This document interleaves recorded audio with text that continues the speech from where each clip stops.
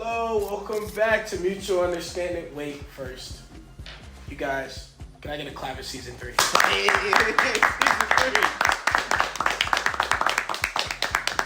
I'm not gonna lie, it's been almost a full year since we started the podcast. This was a dream of mine. Growing up, my parents always told me I talked a lot, I had a lot to say, but who knew I'd be doing it behind camera? Who knew I would be doing it with friends on the level of which they've reached. I'm very proud of all y'all. Thank you for coming on. Appreciate you. Thank you to my team. Shout out Striker Studios for all they've done for the podcast. Season 3, we're here. I can't believe it. Season 2 was a little.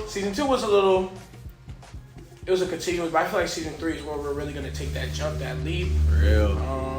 Talk to him. Yeah. Pop it. Nah, this is gonna be heavy. This is gonna be a really good season. We've had time. Everybody's had a summer vacation to rest and do everything they need to do. So now we're just gonna move on. Everybody, welcome to Mutual Understanding. Hope you enjoy your episode today. We all know how I start off. One by one, you guys. How's your mental? How's everybody doing? You can start off, Jake Love. Introduce yourself. We living good right now. Just moved into the new spot. Not gonna get low or anything. Gotta keep that on the low. But mental being good right now. Been good right now for real. Oh, wait first, y'all. I didn't mean to interrupt. Wait first. Let's give a clap to Mikey. He just graduated. And Mikey's the first returner on Mutual Understanding. We've never had a double guest. We've never had any returners. You're the first. Look at. I had to get back home. Bro. We gotta talk about some stuff. We got some stuff to discuss today. No, we do. No, we do. No, we do. We have like. Hey. Yes, welcome. Thank you. Welcome him to his own podcast. Welcome. No, not you say that, bro. Like, I do have one day where I just want to be the guest. You've been saying that for a minute, though. Bro, I feel like no one's hearing me. Bro, like, I've been asking that for a while. Like, bro, like, can I be the guest? I feel like no one else is doing, like, what I'm doing or what we're doing to where I could just come on and just talk and have someone, like, interview me.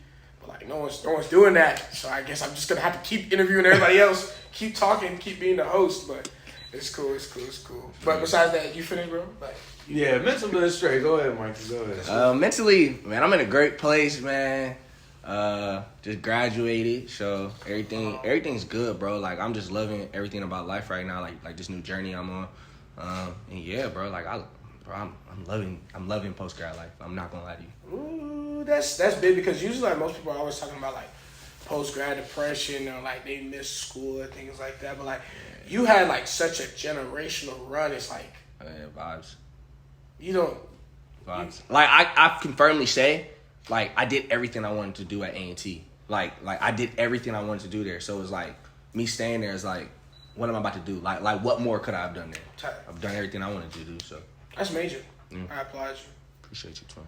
CDK. What's up, man? CDK on the mic. Man, life is changing, man. Like I'm in a season of like transition, right? So which I'll get into a little bit more later on, but just stepping into a space of society where I feel like there's a ceiling and it's like I'm punching at it and it's like the punch coming through. Like I feel like I've been breaking it sometimes, but I haven't completely broke through yet. So that's where we're at right now. So taking new risks, new heights, and sometimes it's scary. You know what I'm saying? So it's been real. That's real. But you spoke about something like breakthrough. I feel like this summer, that's really been like the word of the summer for me is breakthrough because like to break through, you got to break first. Now I feel like mentally this has probably been like one of my hardest summers. 2023, I could say confidently I did a lot of things I said I was going to do, but 2024, I haven't really been able to get over that hump, like get to that next level, which I want to be at. I feel like everything has been like lackadaisical, like everything's been like a little mediocre. But I can say that because like I'm real self-aware. Like even like in school, like I got out the chancellor's list last spring. You know, okay. You know what I mean? Right. Clap it up for that, man. I got out the chancellor's list last spring, but like even at that, like school might have been good, but I feel like everything else was mediocre. Like I can confidently say, like even like season 2 of the podcast, like I felt it was more so I was doing it so people wouldn't say like, okay, like you're doing it just because you were doing it. Not more so I wanted to, but like I feel like this summer has brought me to that point where like I had to sit down, evaluate, know the things I want to do, and know where I want to take off. Like I literally had to break myself this summer to get through. So I feel like this season and like where I'm going at the next stage of my life, I feel like I'm really gonna get over that. I hope I get to the next. But I also feel like a lot of people that feel that type of way, like I feel like people don't understand like the destination is not the thing you should be most excited for. It's the journey that you went on, because it's just like you were doing. So like if you're doing, then you're doing enough because you're actually doing it. There's a lot of people that aren't doing anything, like facts. That are real life just not doing anything. So it's just like I'm saying, like the fact that you were even like knowledgeable of knowing like, okay, I gotta keep doing something. You were still doing it. Like you were doing it. You could have just sat down. But you didn't. You feel me? So I would just say, just like think about that. Like whenever you feel like I know, like for me, like I went through that with like hosting, like at school. Like I feel like I was just hosting based upon like, okay, cool, like I got to do it type vibe. But if I didn't keep doing, then I wouldn't be where I'm at right now. Because it's the stuff where like you just keep doing it, and by the time like you're building a resume for it, so everything's gonna connect, and then once it hits, then it's just like, bro, like I've been doing this, so it's like you good, like. Right. So just you ever thought about like taking like a step away? I'm not gonna lie, I really did think about taking a step away from mutual understanding. Like but that was like I wasn't feeling real good mentally. I was just like, man, I don't need this. Like, but then I realized like this summer taking a step away, like the summer, because my teammate in Greensboro, like no one's in school to really interview. It was like, dang, like. I don't want to step away from something that I love because I was feeling down. Mm-hmm. I just need to move forward. But have y'all ever thought about stepping away from like the things that you guys do, or like not wanting to continue doing it because of how you were feeling? I feel like there's seasons for reevaluation, right? Mm-hmm. So like what I used to do when I was in school was every summer break and winter break is when I would rebrand my brand. Whether that's getting new logos, whether that's rejuvenate what I want to do, and plan out what I want for my semester. So, like, every semester I had something big that I was looking forward to. But I learned later on down the line, like, when I became a senior and, like, eventually was finished with college, like, I understood that when you're chasing, like you were saying before, like, you're chasing the final destination, you get so caught up in that you're not living in the moment. And I had to understand, I feel like our generation focuses on the pictures, the videos, and the 10 seconds, the 30 seconds, and not the whole scope as a whole. Yeah. Right? So, like, we worry about the glory of others and not even, like, our own process. To when things go wrong, when you're trying something new, you actually went through the process and you weren't placed there, so you know where to go fix the things. It's kind of like when you cheat on the math test, right? Mm-hmm. If you cheat and you just get the answer, you don't even know how to solve the problem. But when you actually solve the problem and you go through it, you can be like, all right, bet. I see why I got that wrong because I didn't carry the one hero. We don't say what our kids are going to be. Shout out to JC. Like, I was watching her motivational speech and I was like, damn, that's real. Like, you know what I'm saying? Like, I really think about that. Like, so when it comes to your creative process, you have to give yourself a room to breathe. And like, who's to tell you where your finish line is, that's or real. Your due dates? You know what I'm saying? So it's like, whenever things happen for you, they're going to happen. And when you look at other people and say, well, dang, they got that at 23 or they got that at 25. But you don't even know if they skip steps, and that could be their downfall tomorrow. Really? So you really don't know that. So it's like you have to think about it like that, too. So there's been times where, like, I'll be like, all right, bet, like, do I really want to do this? Or, like, am I doing this for a certain reaction from peers or colleagues or, you know, whatever case may be? Nah, me and my brother were talking about that as well. Like, are you doing this for the claps of others, or are you doing this because you really want to? And I realized that I really want to do this. I feel like this is such a positive space. Like, I've made mutual understanding such a positive space to where people can just sit, come, talk, unwind, and help others with the things that they're saying. So, like, when you come on here and you click on here, you're like, okay, I know if I turn on mutual understanding, I'll have a brighter day. That's real. Yeah, because I'm not gonna lie, like, that's good vibe. It's a positive space. Like, we be on here, we be clowning, joking, a little bit. Come on, but then we also like get down to the nitty gritty, like we talk too. So like, that's. I feel like my turning point for real was 2020 when COVID hit, because you know for DJs and entertainment in general, it's more so like, are you pulling up, are you reposting, stuff like that. So when COVID hit, ain't nowhere to pull up to. Shoot, you gotta be on my live at this time, and I'm not saving it to my page. Like, you just gotta be there. It is what it is. So I think that was a turning point where it's like, all right, are you doing this for, you know, the support, or are you doing this for you? So I feel like that was my turning point, because, you know, there was nothing to do for real for DJs except get on live. So that's when I started getting to DJ battles. CDK got me plugged in with some DJ battles with HBCU posts. I did during COVID. Yeah, bro. We was hitting like Bro. 200 lives in that joint. Bro, I came Like, up during the pandemic. talk about an Ncat shade room all in one. Yeah, I'm not gonna lie, bro. Yeah, Like, it was crazy. like, DJ battles on live. Yeah, bro, we still had like hundreds Why of don't people. nobody in there. still do that? I mean, because we're outside now. Yeah, we outside now. It's money to make outside now, so it's just like Nah, like to be totally honest though, like COVID hit and then it was like boom. So CDK, he hit me up like 3 hours. Like this is my first time ever hosting. He I remember you told me about this He hit stuff. me up 3 hours before the event. He said, "Go buy a mic. You're hosting tonight." I'm like, "Oh word!" Like I'm like, "Oh word." Get in there. Bet. Then right after that, COVID hit. So I go home. I'm like, "Oh." you used to hate me. I'm like, yo, bro, I did not rock with bro.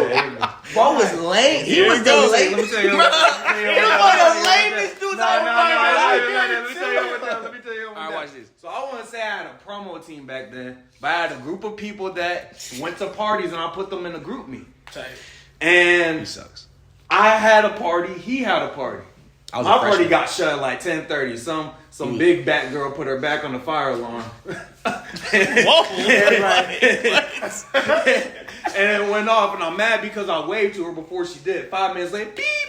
I was like, you're not getting an "Are you home safe" text, first of all. Oh my God, he was But It was then, actually too. but then, we just like, we gonna send everybody to Mikey's joint. You feel me?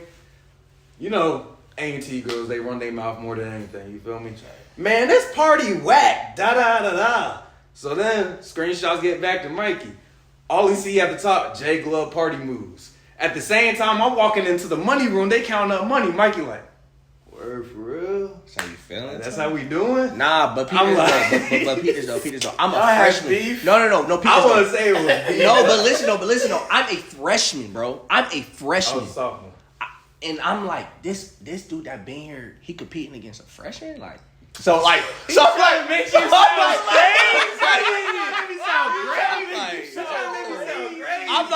I'm like, how much motion do I really have for this upperclassman? Nigga, it was in the class. Well, yeah, you're a party like, It you was the trying to girls go that against a was freshman? freshmen. You trying to go against a freshman? Anybody can get it. Yes. No, but the crazy thing is, I had him in my ear. He said, "Bro, whoop him." He said, And I ain't he gonna said, lie, "Just whoop him." I ain't gonna He was say on too that. much. CDK said, But "Whoop him." people at A&T from like 2018 back set the way for that. That's all I'm saying. Nah, this is the thing. MVP arguing Bro, rookie of the they year. are- You know what I'm saying? When they talking about, bro, when I used to throw Yeah. parties, bro, it used to go down. When I say go down, bro, it used to go down. Tell him. I ain't gonna say that. It's some things I Something you can't cannot. say on camera. I cannot say. I feel on like I camera. summed up the story I just did and left names out and kept it real. No, real but I'm nice, saying, like, you feel me? just know that DJing and hosting was not a hobby before the era that we're in right now. Not for like, real. not even to sound like, oh, for real. I'm Nah, not it even being. I'm being so serious. Everybody that came in this game, this was your career, your blood, your sweat, and your tears, or you won't spend it in hosting. You just wasn't doing it. Nah, that's real. So that's what made. If this is how you feed your family, you gonna take this way more serious than I'm just hopping on the mic every Friday, Saturday for the girls or to get clout on campus. No, this is how we like literally eat and survive. Like, so if your rent on the line and somebody else talking crazy and people not pulling up to your vid because they talking crazy about you and your rent on the Oh, you line, don't get it. how you gonna act? No, I'm not gonna Yeah, lie, bro. I'm not And gonna I- lie, bro. Like the party culture in Greensboro was way different. It was bro. different, It bro. was Yeah. different. Different than what it is now. No, when I say Bro, like I feel when I like- say like now there's like 20 promos. I feel like it wasn't A&T that. It was back- not that. I was feel not like that. Greensboro Promo promo back then prepared you for how these other promoters act around the country than it does now. Everybody try to be friendly at Yeah, A&T. that's Ain't it. no Yeah, problem bro. with that. Bro. That's all Everybody they come collabing, together everybody for, friends. No, But like, you got one name. You got one name on the Yeah. team. But I Against love other that though. kids. dog Like, world. I would say, like, competition made like diamonds out of folks, right? And it, like he said, like North Carolina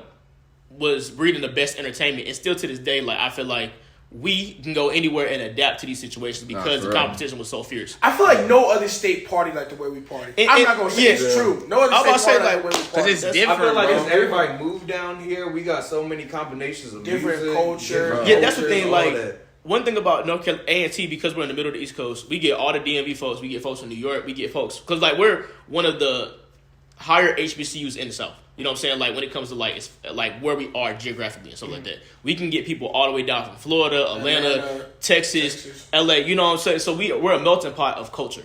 Rather than when you go to school in the DMV, most of the time you're going to hear all of that DMV stuff. You're adapting to what that culture is there. There is really no North Carolina culture. North Carolina is just a melting pot of everything. So it's like you can learn so many different things. So when you go to different places, you have just a touch and seasoning of like what that is in other places. So it's like, now I will say, where the culture is now, it's a much safer place for people to adventure into other things and not devote their life and dedicate everything to just parties. But they've also seen older people in this generation now have like branched off from that, because it was a time in Greensboro where people be stuck here till they're 30, 45. Like, that's real. Like, you know what I'm saying? Would stay yeah, but the party culture was different because this is literally how they paid their bills. So it's like, I'm glad that the youngins like have the opportunity to do that, and it's not violent like it was before. Yeah. So you have a problem with all these different promo groups that you be seeing? I'm gonna be honest. Yes, bro. Oh my god. I'm like, for one, we got a million promo groups, and then 9 times out of 10, they all work together. Yeah. What is the point? True. What is the point? True. You got a million promo teams, and then even then it's like people don't care about, like, I know back when I was a freshman, and it's just more so, and I'm gonna be realistic. The crowd at A&T, they're looking at, for one, they didn't really care about who, like what like the promo team was, but they were looking at like the entertainment. So it was more so of like, okay, that person's hosting, that person's doing that. Boom. I feel like now it's so oversaturated where like you have an event going on 24/7. So now it's just more so people are just like, they get kind of used to it. I will say that like back then we did more spot dates, and now I feel like people are spoon fed to where it's always something. Yeah. And because they're giving so much in all these artists that come into town, like we won't having parties with celebrities. It won't none of that. Yeah. Like in Greensboro, 4 walls, one way in, one way out, and that's what you get. And it won't no 21 plus, 18 plus, all of that. It was really just everybody at Texas. This is everybody coming here. Either you pulling up or you're not. But you're pulling up because there ain't nothing else to do. So we was it's like, in a Mexican pool. We was in a Mexican pool house, like pool, like little like bar. Like it was pool tables all through there.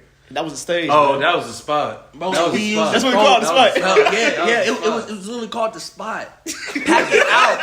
Mind you, the lights is on in the back, in like the front of the house. Oh, I know what you guys are talking about. All the Hispanics is just. You talking about that shit by the Coliseum? Yeah. That's a lot of pool tables. That was, bro. I've been there before. Oh, that was women's heavy ass kneecaps on the pool table, bro. We used to have a grind time in there.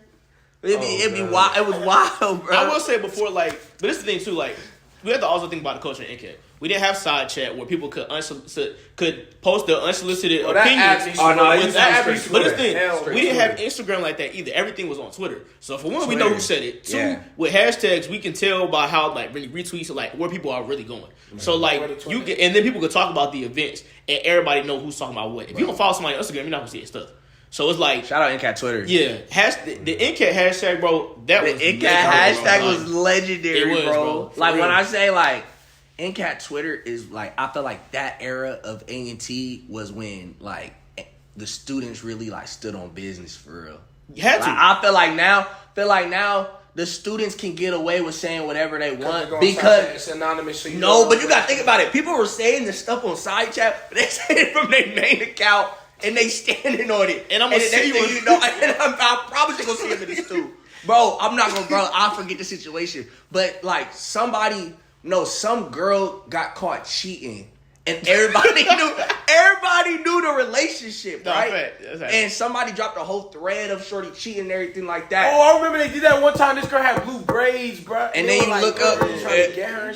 But it was like somebody dropped it from like Twitter, and like you look up on your phone, everybody looking at him like the stew. Mind you, the stew is way deeper. Like the stew is deep every day. And then you look up and you see him over there booed up.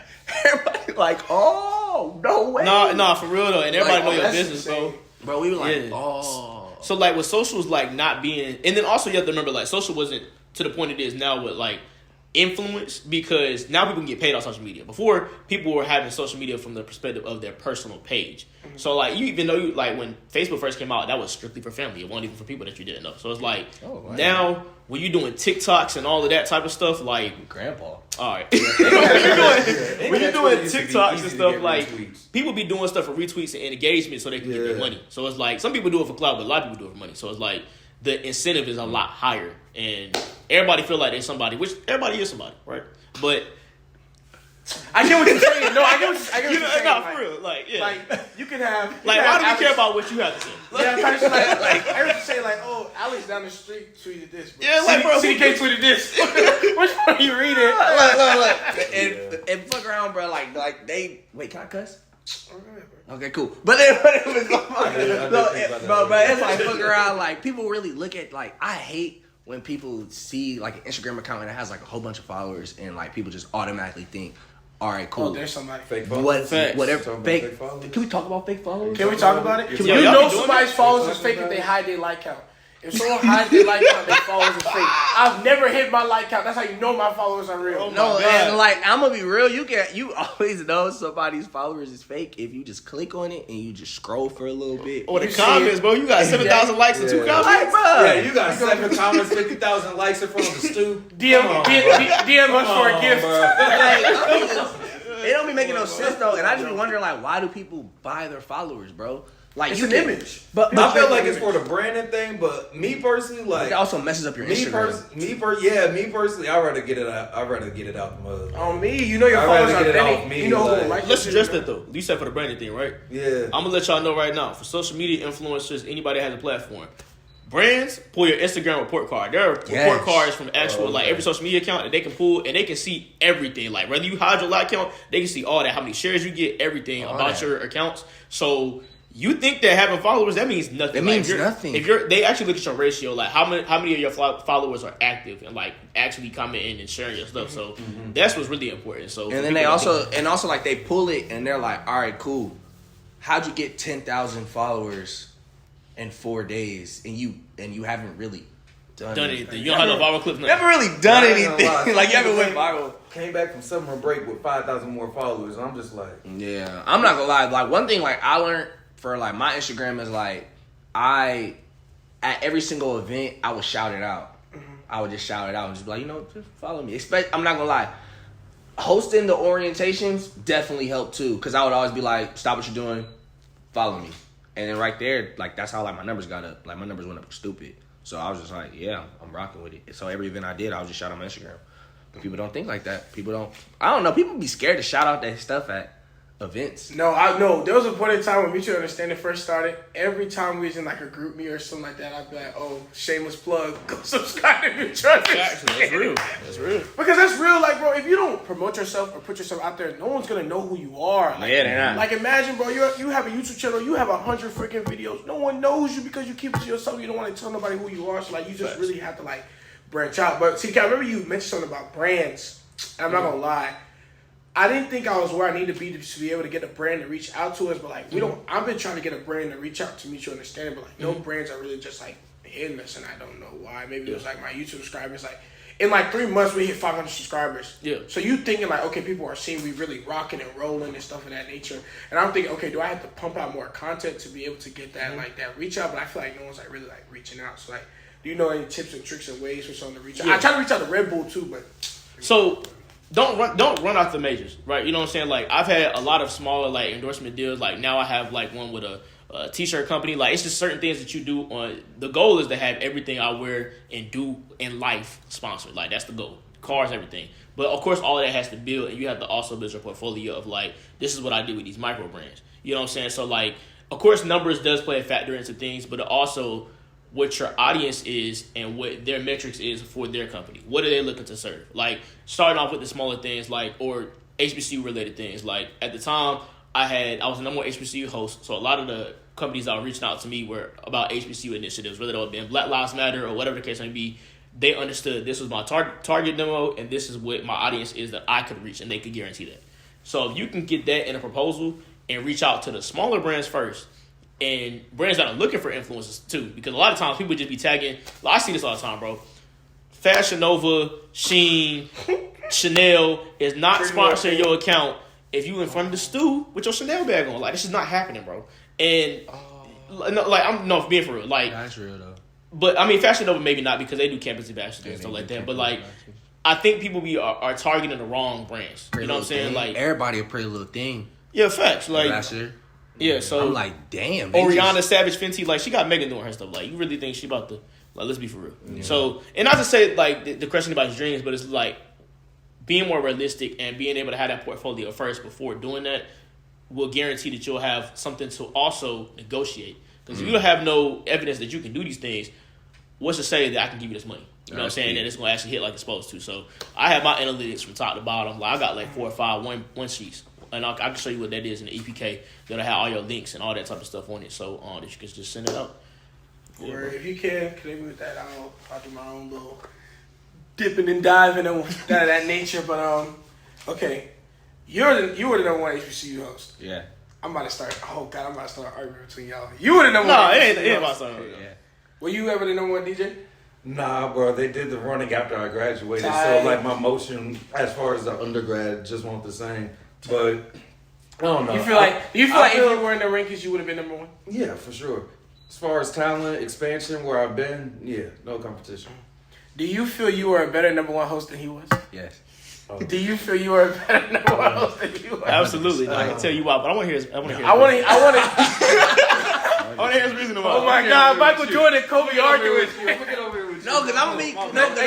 Explain why you feel you were a better number one HBCU host than him. I was a. For one, me and him have 2 different brands. Mm-hmm. We have 2 different styles of hosting. So when it comes to, all right, cool, I feel like I was the best for my time period. He was the best for his time period because I'm not gonna lie, he might have had it just a little bit harder than me based upon, like, you feel me, COVID and everything like that. So like a lot of his stuff, like a lot of things like he was doing, it was literally just on some like it was on some. For one, he had the social media presence OD hard. Like he had that on lock based upon like he was working with all this, like he was working with everything like that, because just more so of like everything was like, it was very virtual and stuff like that. Then after that, that's when stuff started taking off for him, and he started to get this school, that school, that school, that school. Now for me on the other hand,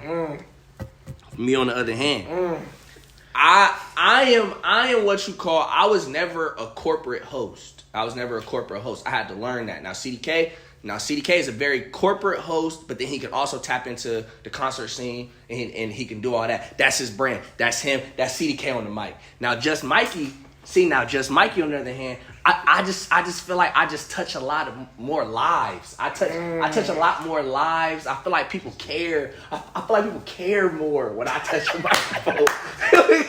They care just a little bit more. And also, it's just like, I feel like it could never intertwine of, okay, cool, he was better than me, or a lot of people try. There's a real life Kobe and Jordan argument. But they never do. And I just feel like I'm just better in just so many ways. Like, you can say he put you on. No. I can say that CDK influenced my mind. All right, for sure. To Define put me on. Yeah, Define put me on. Okay. I mean, like, put me on by, like, who gave you your first event? Technically. Niggas talking about technically. No technicalities. Who gave you your first event? Biddy. He about to kill. No, when CDK talking about to kill. Like, outside. But then he told Biddy to do it. So. All right. Fuck it. Wait, CDK, I'm gonna really give you your floor after we take this 30-minute pause. We had 29 minutes right now, but I'm gonna need you to keep vouching on your part because you know. Just keep going. Or bet. I don't know. I just feel like it's 2 different aspects. Like it's 2 different lanes. Like it's 2 different markets. I feel like just more so like me and what I got going on. Like, I wanted hosting to be my career, but I was still trying to figure it out, everything like that. Boom. CDK figured it out real early, where it was, like, more so, like, he won't say it and I've never heard him say it before, but CDK is like an influencer, like in like a lot of aspects, like he's an influencer when it comes to hosting. I feel like I'm not an influencer when it comes to hosting. I'm starting to tap in with it now based upon like companies like wanting me like shoot videos and stuff like that. But I feel like more so me, I just truly wanted to be good at talking on a microphone and actually hosting, not being a hype man. I wanted to actually be able to walk into a crowd and be like, you know what? I can rock this mug and I don't know nobody in here. And that's what I'm doing right now with R&B Only. I'm traveling the nation. I'm about to touch all 50 states before I'm 25, hosting for crowds of over 3,000 people. You feel me? So it's like, it's different. Clap it up for that. It's different. It's different. No. I'm not gonna lie. Congratulations on R&B. Because like a lot of people don't get the opportunity to like continue hosting at the college. Yeah, it's stopped transition. now. So like on some real shit, like really clap it up. Yeah, it's stopped. That's real good. I'm not gonna lie. I'm very proud of you. That's real good. Like even when you first posted about it, I was just like, dang, like, bro, he really took this to the next level. Like really doing it. Yeah, because even for me, like when I used to host parties, like I was more like a hype man. Like I like seeing everybody get hype, but like I stepped away from that scene because I was just like, like maybe like this is more my lane. Like I can sit in front of a camera, talk, go on, but I see like R&B live, getting on stage concert. That's more your lane. So I can understand like how you got your 5 rings per se, like Kobe, but like yeah, I see. So I see your repertoire, your resume with CDK. You've been there. You've been waiting quietly. I feel like you're really about to put Mikey in the ground. I mean, tell me why. Well, we know why you.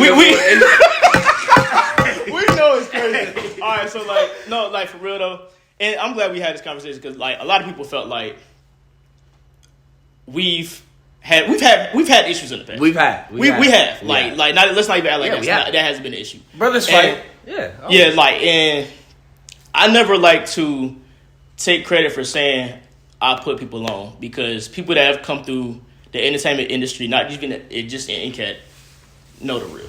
You know what I'm saying? A lot of people know that I gave a lot of people their first opportunity to do something, bro. I gave it to them. And pulling out, we could pull receipts, but we're not going to do that. I think you might give me my first opportunity, but I'm going to talk about that opportunity. And the thing is, I didn't even remember that. I didn't even know you. So it's like... Oh, I know. I didn't even get to tell them that. I got my first NT scholarship through CDK.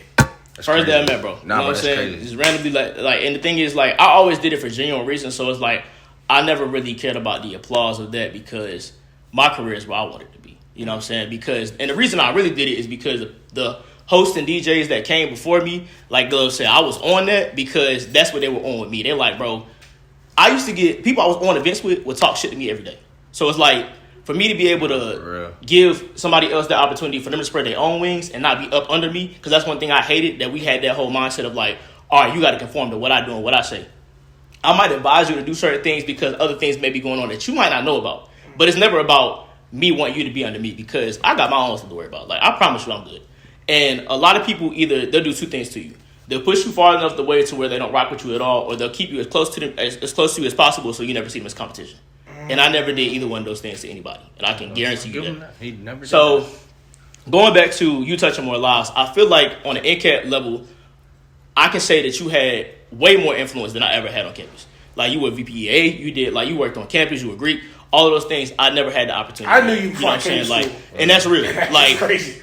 When I was on campus, I was doing events and parties, and like when I got later on in junior year, I was at the radio and all that other stuff. I started doing that later on in my career. I never had the opportunity to have it to that level. I was the rebellious, like, I'm gonna do what I want, and I got influence over these students. They're gonna pull us to my events regardless of what's going on campus. And if y'all don't want to book me because I'm getting blackballed, that's just what it is. Yeah. Like, my first time coming back to campus, bro, was last homecoming. Last homecoming was the first time I had ever been like booked outside of like athletics and stuff, actually on campus. And that's why it meant so much, is because, like, bro, and this is the reason why I feel like, as the first ever number 1 HBCU host, why it meant more. I, on an international level, had a bigger brand. Like, Africa with it. Like you say international. Like, I really Nick Cannon paid my tuition off being the number 1 HBCU host. Like, yeah, in full. I was on TV for this. Like, he did do that. I've done literally anything you can think about. Like, Cricket Wireless wrote a story for me on Watch the Yard about how I built my brand, which was I worked at McDonald's the summer before I got to college. I spent all my money on my logo, my mic, all these different things to even like start my brand as a host. My mama gave me $100 a month for my freshman year to make it through college. And if you break it down, it's like $3 a day. Like, you can't make that happen. So it's like I was hosting for a year for free. Ubering the events, like had a car and none of that type of stuff. You know what I'm saying? So like my story on there is the reason why Nick Cannon ended up paying my tuition. Black Lives Matter reached out to me, one of the 5 people, to come out and do a campaign with him in LA while I'm the more HBCU host. That's fine. I didn't have no position on campus, still booking artists to come through our university that y'all couldn't get access to when y'all had a budget. And I had them pull up for free. No activity, no nothing. And a lot of stuff like people ain't never heard about or don't even know. You know what I'm saying? So it's like on the gracious. On the no, like if we I mean, and if we keep going, no, I'm not gonna lie. Soulja Boy's official tour host went on tour with Soulja Boy. Who, I mean, we grew up listening to this man. Did we not? That, like, you know what I'm saying? Like, I'm not gonna lie. He's even going to today, like presenting Fantasia with the key to the city, getting invited to J. Cole's after party for Dreamville, like.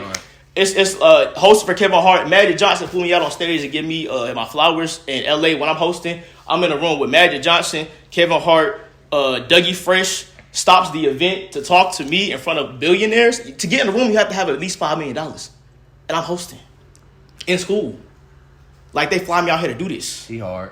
Like, if we being for real, like, cool guy. And it's not even to plead the case because, like, again, people that know, and even with the radio show, like I got my own radio show right now, like my own platform.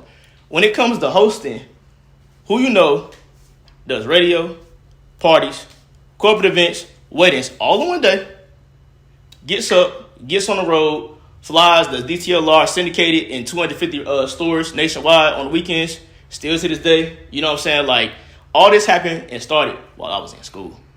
And even when I went through like the position of it, I remember I didn't have no position, and being able to have the influence to do these things while also throwing my own events, I won't host it for other people's stuff. So it's like when people ask who was able to put these DJs and host on, I mean, we can get gloves opinion on some of this stuff too. You know what I'm saying? Like, and I'm just get you understanding. This is CDK on the mic.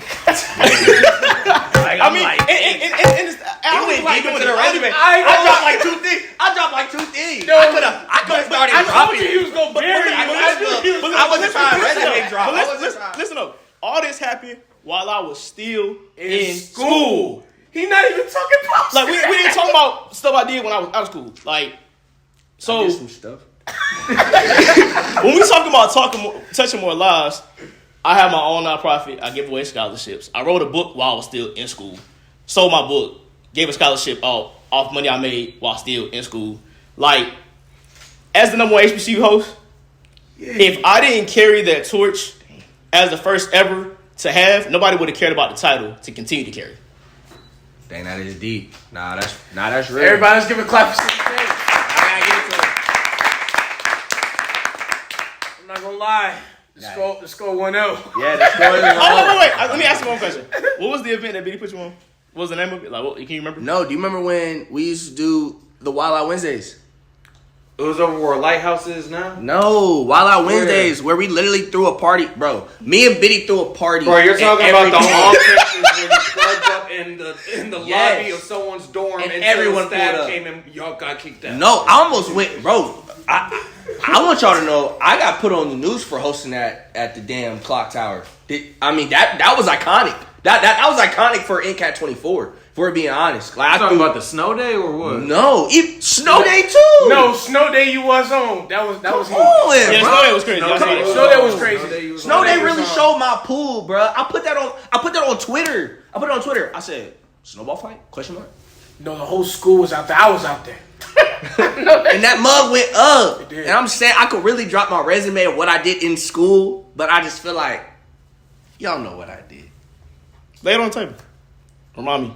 Yeah. Remind me. No, remind. I mean, we're gonna. You just see what he just did. All I'm saying is, let's go, man. Host. Let's do it. All I'm saying is, what people don't understand is the VPAs in the past. For one, I made that position pop. I don't care what nobody says. I thought about running for that because you ran for it. I'm gonna be honest. I made that position pop, and I'm gonna be totally honest. And you can ask administration. As a student, I made that school more money than any student ever has that has came through. I promise you. I made them the most. I made them the most money based upon ticket sales. Based upon everything, and even when it comes to hosting, I hosted the Step Show. The last person to host the Step Show before me, it was Terrence J. He got paid. I'm not even gonna say the number he got paid because I'm not gonna say the number he got paid. Chill. We're not at 600 subscribers yet. I'm not even gonna say that. But mess around, like I walk into the Coliseum. They're like, I didn't know I was hosting a Step Show. They're like, all right, cool. You're hosting the Step Show inside like the Coliseum. I'm like, yo, cool. Mind you, that is perks to me being Greek as well. I will say that. I feel like if I was just some guy that was just hosting, I probably wouldn't have been. I probably wouldn't have hosted it. But then even then, when it comes to what I did as VPEA, like I brought back the SGA Cookout, which was a staple event for like the university. Like I brought that back, and I work with administration to really make that happen. When it comes to me actually working with the artists and talking to management for the artists that come to homecoming, I make sure I was on those meetings. I made sure that I was making it convincing, because what people don't understand, these artists don't give a damn about North Carolina A&T. It don't matter about no HBCU. If they don't want to come to Greensboro, North Carolina, they're not going to come to Greensboro, North Carolina. So right there, so when it says, all right, cool, I sat on meetings with Lil Baby's team, with Lil Durk's team, with Summer Walker's team, with Glorilla's team, with Coco Jones' team. When I say when I say I've worked with these artists, I've done what I needed to do in my position. Mind you, A&T goes through like a promo group. But even then, I made sure that I was hands on in everything that was going on through my position, and no VPA has ever done that, and no VPA has ever sold out the Greensboro Coliseum twice. Never. Actually, they haven't done it once. Hold on, some of them homecomings was crazy. No, they were crazy. Even when and even when they had like those huge artists come and everything like that, it was never sold out. It was never, you could literally go on Ticketmaster and there's no tickets. Like it was never that. When I say like when I brought Lil Baby, they had to open up seats behind the stage to add more. You feel me? So it's like it's a capacity thing when it comes to stuff, but it's also like cool if somebody's sitting behind the stage. You feel me? You're not seeing the show. So even then, it's like no, I sold the maximum amount of tickets sold in Ncat history when it comes to the Greensboro Coliseum, and that made them the most money that they've ever had when it comes to this homecoming stuff. Because usually they just break even, or usually they lose. I'm gonna be honest, they always lose money. So when students are like, yo, so how come the school can't give this? The school probably, I'm not gonna say their numbers, but like the school don't be putting up the numbers that you think. It's just it's literally the negotiation that happens to really make something happen. And even then, working with artists, some artists don't want to work with other artists. R&B artists do not want to work with rap artists. So it's like, all right, cool. How do you get on Zoom? How does somebody that's literally in school has a test? I'm on Zoom talking about hey, how can we work this out to make sure all y'all are on one ticket? We can make it work. Boom. Yeah. You feel me? No students done that. And I'm going to say I ran for the position, yeah, but it was like I used that position to boost my career. So it's like all the opportunities that I get anywhere when it comes to just like influence. For one, I interviewed the vice president of the United States of America, who is now running for president of the United States, and I'm still on her team. And I literally just got an email talking about I just got an email talking about some, get ready, your flight's booked to go to the Democratic National Convention, which is in Chicago this year. Literally working on her team. And I did that while I was still in school. So I just feel like, so you feel me? Like I do feel like I focused a lot of work towards North Carolina A&T, which then made me really good to go to any school in America where it's like, boom, like I got posted on the vice president's page. Like it's still up there. Like she literally made a tweet saying Mikey. Like calling me by my nickname. Like not even calling me like Michael, saying Mikey. So it's just like, you feel me? Like, I done did some shit. I done did some shit. Regardless, I feel like generations, everybody's dealt different cards. Things. It's like, even people that came before us, like, because I don't want to dismiss this at all. Oh, for sure. We used to do events and the concerts used to happen in corporate. So it's like when we had Kanye come to campus, and I don't even know if y'all know Biggie, Tupac, like all that came through the GO. Yeah, DMX, Jay-Z, like all of this has happened before. You know what I'm saying? Like all this. And tickets was $5. So it's like that's $5. It was different eras. Everybody's dealt different cards. So regardless, like everybody's winning. Yeah, everybody winning. Congrats, y'all both have done a lot of what y'all have done. Yeah. I just really wanted y'all to get off your resume. So I realized if I was going to do it, I had to make y'all argue about it. I won't go sit and say, what have you guys done at school? It's better to hear y'all argue about it because then like y'all feel more passionate about it. It was just crazy. He sat quiet the whole time waiting for you to finish talking. I knew he was going to be. I know. I knew it was. Like I knew. Man, Mikey know what's up, right? No, I didn't. I know what's up. I'm not gonna lie, bro. But big shout out CDK, bro. I'm not gonna lie because like a lot of the like my starting up when it comes to like hosting and stuff like that. Like CDK was in the room when I came up with like my name like just Mikey. Because at the end of the day, like people think it's like, oh, it's just Mikey, but yeah, they don't know your first name, Justin. Yeah. They don't know that. Yeah, so it's just Mikey because my first name's Justin. So hard. Yeah. That's calm. Glove, man, what's your take, bro? What's your take on it? I mean, it's me personally. Like you said, I feel like you touched A&T more than CDK did, but I feel like CDK touched HBCU in general more than you. Yeah. You touch politics more than CDK. CDK touch radio more than you. Like it's like two different things, but they both up there. You get what I'm saying? Yeah. This is literally a man for man situation. Y'all did just go bad. Yeah, but I mean, but I'm gonna be totally transparent though. Like whenever I got the title, like mind you, I knew CDK. Like I could call him in. Like you feel me? It's just like that. But I never wanted to do the same thing CDK did. At all. Like I never wanted to do the same thing because one thing I always know about A&T, they will compare the hell out of some people. No, that's a fact. They will compare the hell out of some people. I will say you did have leeway because CDK was supporting you through it. Oh, for sure. CDK didn't really have no big bros supporting him on that. Yeah, that's real. Yeah, as far as like, and that's another reason why I got into the corporate stuff. Like, a lot of my OGs are like 20 plus in, like 10 plus in. So like, and the reason why I do that is because they look at me like I'm their kid's age. So it's like, you're not going to compete with somebody that's your son's age, bro. Like, the things that I'm trying to do, y'all already did 10 times fold. You know what I'm saying? So it's like, the platforms look totally different now. Y'all didn't even have social media then. You know what I'm saying? Like, now I have it now. So it's like, the playing fields are different. And the only thing that I always ask, and what I used to really get into it with our entertainers about, is not passing down the torch when it was given to you. Because it's like, not even given to you, but like passed to you. You know what I'm saying? Because I don't like using the word given and all that type of stuff because everybody earned their thing. So it's like, I feel like that was the real reason why I went as hard as I did, because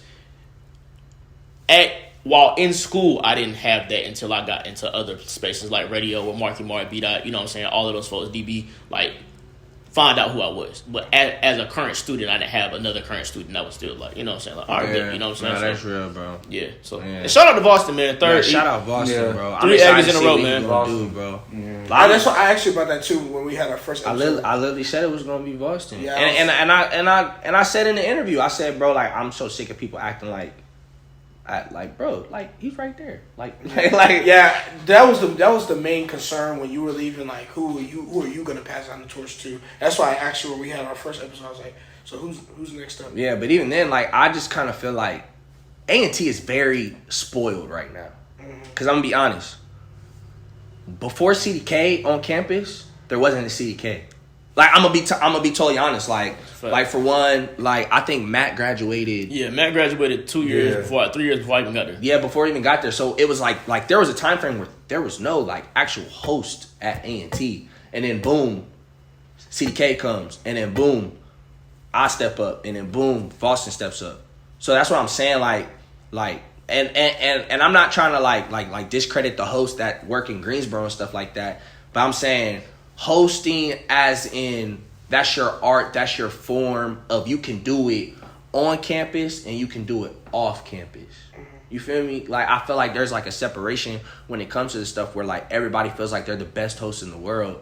But I'm gonna be honest, bro. When it comes to hosting, when it comes to picking up a mic and I walk into an event, I firmly will stand on my 10 and say, bro, I will out host any mug on the planet. I don't care who it is. I don't care if it's Terrence Damn J. I don't care about none of that, bro. Like you feel me? Like and my thing when it comes to the hosting scene is like I wanted to be able to touch generations to come. Where it's like, all right, cool. I left A&T in 2024, but I know the freshmen that I hosted for. If I was to come back when they're seniors, they're gonna be telling like the way like smaller classes on some like yo, this nigga Mikey about to host. Oh yeah, we good. Like I look at it from a different perspective. For me, like I know I'm not the best host as far as like actual talent. Like now, if you see me host concerts and all, I know my arenas. Like I know radio is different from when I do college, and college is different from when I do concerts. But it's like for me, from a branding standpoint, I look at it as like, do people feel what I'm saying? Once they leave this room, are they going to remember what I did or what made them feel that way while they were in that moment? That's what I think about. Like, I know, and I give people flowers all the time. Like, I can go down a list of a lot of people that I wouldn't even say, like, it's like rappers with being lyrical and being like, who can make hits. Drake is not the most lyrical rapper, but that man can make a hit. He can make a hit. Yeah, I don't know if there's any other rapper that can make more hits than Drake. But when it comes to lyrics, you're going to lean on like a Wayne, a Cole, a Eminem, or whatever the case may be. So, like, when it comes to hosting, what I say versus how I make people feel and my impact is, I feel like, the most important thing to me as far as a brand for hosting. So like, I feel like a lot of people just be screaming on the microphone. Yeah, so I mean, a lot of people scream on the microphone and they do ad libs. It's not hosting. You're a hype man. Create moments, yeah. Whereas like I like my hosting now when it comes to actual hosting events is like I want to take you through a journey through what I'm saying. You feel me? Because like, I learned that from R&B Only. And like I trained in the same studio as Chris Brown when it comes for this hosting thing. So it's like I take this very serious. Like I take it like I got a whole so I work with Kalani and Tim's trainer for all their like performances, stuff like that. Like personal like training in LA for like I was there for a little bit training for this hosting shit. So that's what I'm trying to say. Like when I say like there's levels. It's levels. It's cool. I would have jumped out there. He went crazy though on that one. Said anybody on the planet. Anybody on the planet, I don't care. I'll step out there with him. One-on-one. But I appreciate chat for you guys getting into that. We're gonna wrap this up in a little bit, but one little tidbit I want to say is, for me, I realize the way you guys host is you guys' space, but the way I host the podcast, everything is my space. Like, what are some tips, some knowledge you guys could drop on me to where I can get to the point and say I can call anyone to come and sit down on my podcast? Because I feel like that's really the hump I'm trying to get over, trying to get anyone to come and sit, the outreach, letting people know that I'm here, this is where I stand, this is my show, this is my brand. What are some tips that you guys have for me to be able to evolve and get there? I feel like your improv and like your casual conversation is really good as is. I know you said earlier you don't like you normally do it another way, but this way like you really improv into. I feel like if you continue to do that and get the faces that are interesting to you that you are in arm's reach already, and get those first, and then just go from there. I feel like you'll be on a consistent rate. Appreciate that. I feel like just transparently like me being someone who is a fan. Still a huge fan of the podcast because literally, like I was watching like the episodes, and I'm the one that reached out to you saying, "Yo, can I get on the podcast?" Type, you feel me? Like I was a fan of it, and I was a senior, and I had all my accolades and everything like that, but I was still like, "Yo, bro, like I watch your podcast, like I'm trying to get on it." But I would just say, just more so, I want the people have the people that want to be there starting off. So it's just like the people that believe in this, like believe in the magic that's happening, like the magic of what this is going to be, and literally it could take off next week if it really wanted to. You feel me? Like you never know when it comes to this type of stuff. So like, and I feel like that's something like all four of us right here, like we're in the industry of the unknown. Like we're not in the corporate world where it's like, boom, you're gonna get a promotion in like a year. When it comes to what the four of us do, bro, we gotta grind that out to get our promotion. Like you gotta grind it out. And right now, I feel like you're in the grinding stage, but now I'm excited for season 3 because I think you found the formula. Like I really think you found the formula for all of this to make sense. Like, for all of it to make sense to the people that don't understand it. So I would just say, have the people on who are genuinely a fan of what you have going on at first, and then boom, now wow, and watch like the influence of it grow, because then people are going to believe in it even more, and then that's when it turns into around like Drake's people saying, yo, like, so how we get on the podcast? You feel me? Because from my vantage point, like that's where I see it, and you feel me? I'm bought into it. Like I'm bought into the podcast. I'm with you. You feel me? Like you know I'm with you. So you know what it is, twin. So I think by adding your own value to where, like, when I think about media, like, people I look up to is like Drewski and Kai said that they built their own platform to where people are asking them to be on their platform because of the influence that they have and the demographics that they can reach. So it's like, if you have that embodiment in your podcast and you create it to where this is your space, and wherever people are coming, they're conforming to what you want to do, and you're not conforming to what the guests have to do, because that's a huge thing we talk about in media. I feel like that's when it'll come. But when you're chasing the guests, you have to conform to their rules and how long they want to talk and what they do and don't want to talk about. And then your listeners and your viewers are not going to look at it from the organic standpoint of what it started from. So I think in media, that's the most important thing, and to stand 10 toes down on what you believe and the way in the creative direction that you wanted to go. And I'm not saying don't bend, but definitely don't break depending on who the guest is. Nah, that's deep. So that's real. That's real. I appreciate that. You know I got you, twin. I got you, twin. That's But it's season 3, bro.